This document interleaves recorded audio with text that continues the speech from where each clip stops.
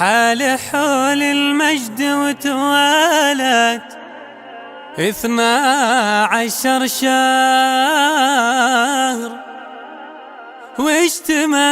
فقط وحصريا على واجتماع شمل الصناديد.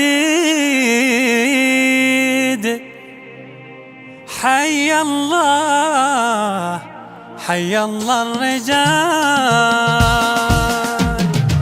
حال حول المجد وتوالت 12 شهر واجتماع شمل الصناديد. حي الله الرجال. أول المعنى سألتك يا خالق البشر ترحم عبد الرحمن العسكر وفضلك ينال. الكريم الوالد اللي سبق ضمن المطار فاتح الأبواب للضيف محمود الخصال. سجلي المجمع له تواريخ الفخر وش مخيلة من ذكرتي حياته يا جبال. عند ليلى المجل الوالدة الكلمة درار الله يرحمها بها اعتز يا جز المقال. للقريب وللبعيد جودها الغيث انهمر ما لها بين النساء في شمايلها مثال. الله يرحم عمنا محمد العسكر واقول اشهد ان عند عمي الكرم حط الرحال. جدنا عبد الله العسكر الله يرحمه كان يخفي جود يمناه عن اليد الشمال.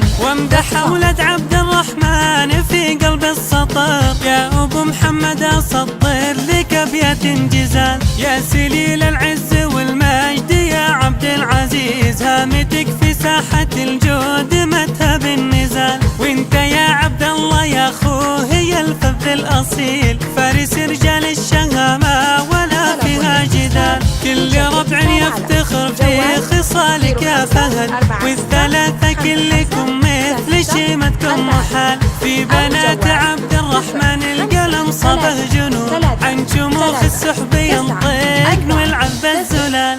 ام عبد الله الله يرحم روحها اللي كانت تعاطت في محياها احتفال. والاصيلة ام عادل